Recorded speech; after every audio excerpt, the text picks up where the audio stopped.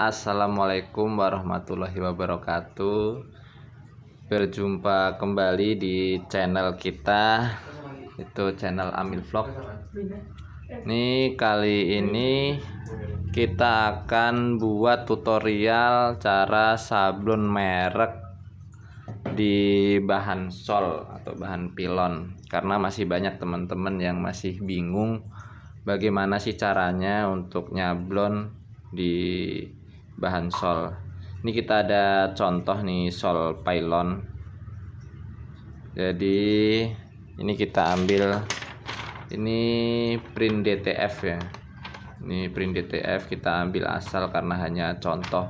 Nanti kita akan kasih tutorialnya step by stepnya. Jadi kalian jangan di skip atau dicepatin videonya, biar kalian tahu step by stepnya tutorialnya bagaimana, biar tidak ada kesalahan. Nah, apa saja yang harus dipersiapkan untuk sablon merek di bahan sol pilon? Yaitu yang pertama, ini merek kalian. Ini kita ambil contoh sisaan kemarin yang kita sablon. Ini bahan print DTF. Yang kedua itu sol pylonnya, media yang mau kita sablon.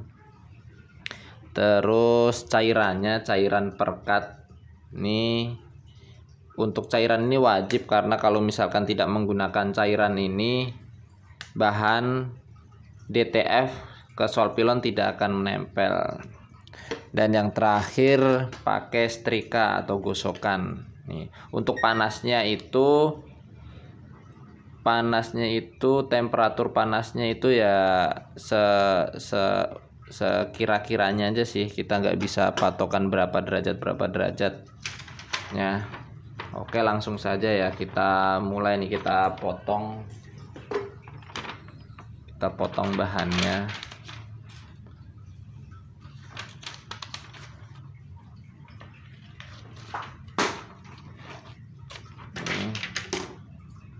Kita potong ini. Nah, kita colokkan dulu, panaskan setrikanya. Tunggu panas.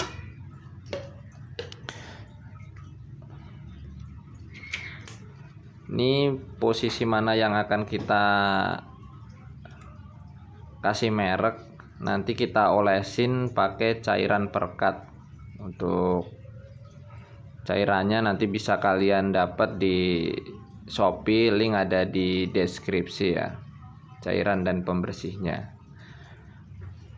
Oke, ini kita udah panasin setrikanya. Nanti untuk panasnya dikira-kira sendiri seberapa panasnya.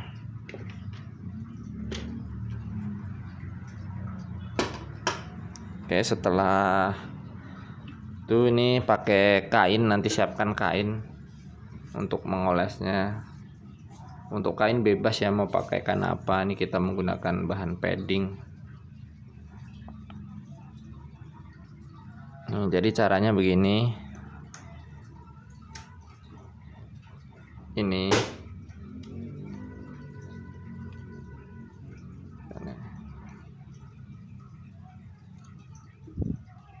kita oleskan.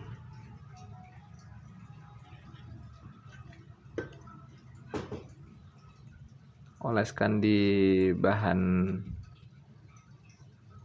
DTF-nya seperti ini, dioleskan cukupnya. Dan bahan pylonnya yang mau kita tempel nih, misalkan kita contoh nih.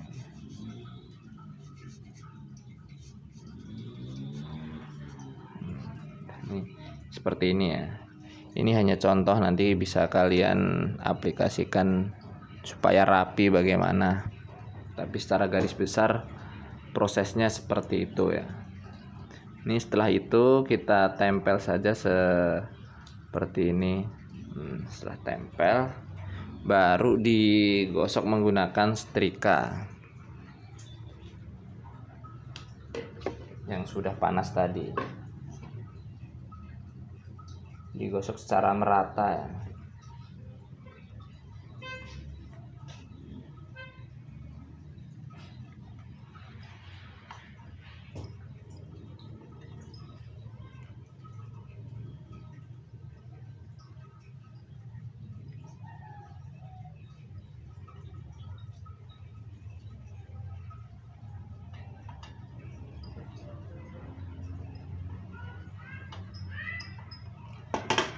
Ini setelah sudah merata, untuk melepasnya itu kalian harus menunggu supaya dingin.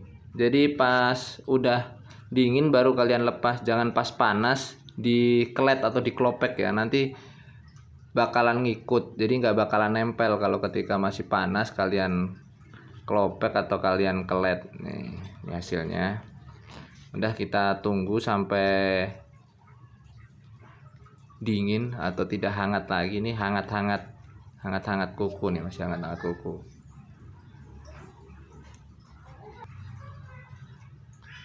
Ini setelah sudah dingin atau sudah tidak hangat lagi, baru kita kelupas. Kelupasnya itu mending langsung ngaget, cepat, jangan pelan-pelan nih ya. Set, tuh nih hasilnya seperti ini. Nah, ini kan ada kotoran atau sisa-sisa lem. Nah, ini kita gunakan cairan pembersih nih. Nah, cairan pembersih itu buat membersihkan pinggiran-pinggiran ini. Caranya cuma dioleskan saja nih, kita ada cairan pembersih. Caranya seperti ini.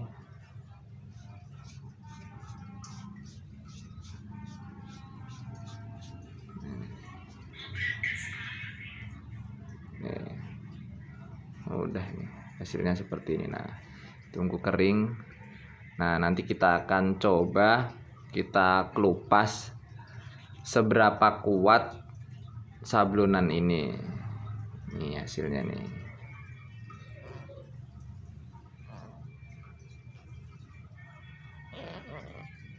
Ini hasilnya ya.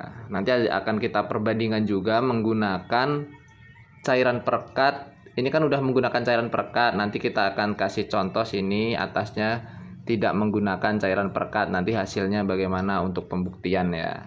Nih.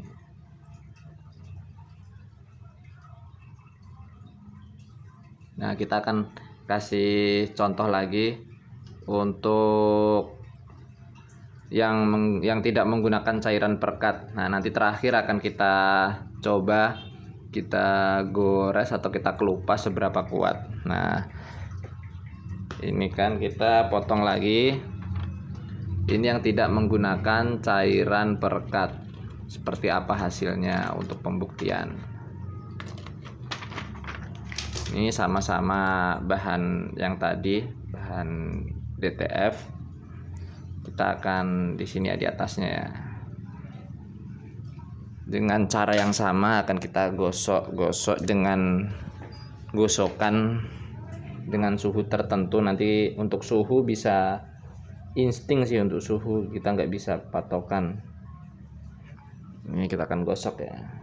Ini yang tidak menggunakan cairan nih, lihat nih, tidak menggunakan cairan perekat tadi.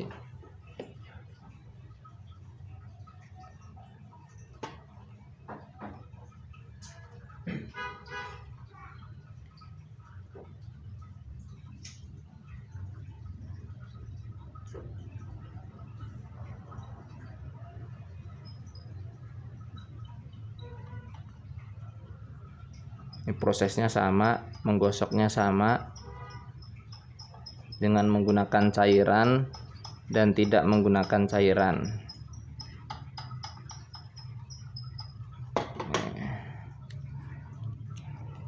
Ini sudah rata ya.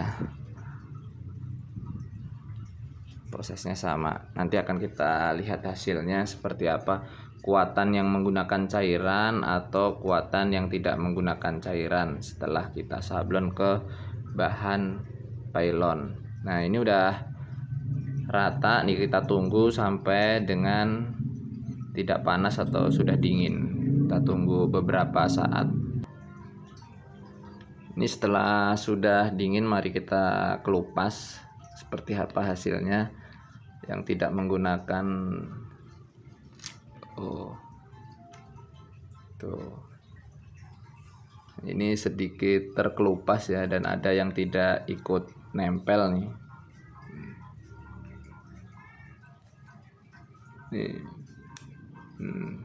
Ini yang tidak menggunakan cairan perekat. Nih. Jadi ini pembuktiannya. Kalau tidak menggunakan cairan perekat, bahan DTF ini tidak akan nempel ke bahan pylon. Seperti ini. Padahal sama tadi. Kalian kalau tidak yakin atau tidak percaya boleh membuktikan sendiri.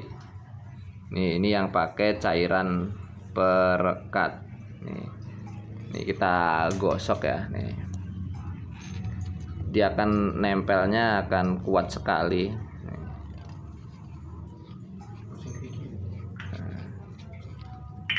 Kita akan gosok ya. Ini yang tidak menggunakan cairan perekat nih. Jadi dia tidak nempel ya ke bahan solpilon. Dan ini yang menggunakan cairan perekat.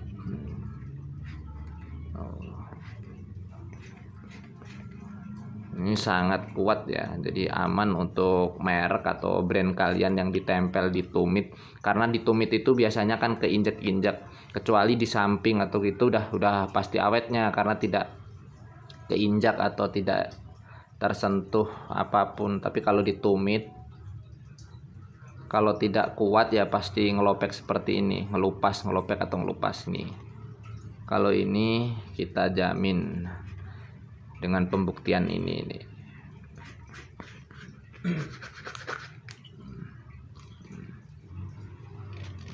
Kalian bisa lihat hasilnya seperti apa. Nanti untuk cairan yang mau beli cairan bisa di deskripsi untuk cairan perekatnya dan cairan untuk pembersihnya, untuk finishing pinggir-pinggiran lem-lem yang tersisa. Hasilnya nih. Untuk merek kalian sangat kuat nempel.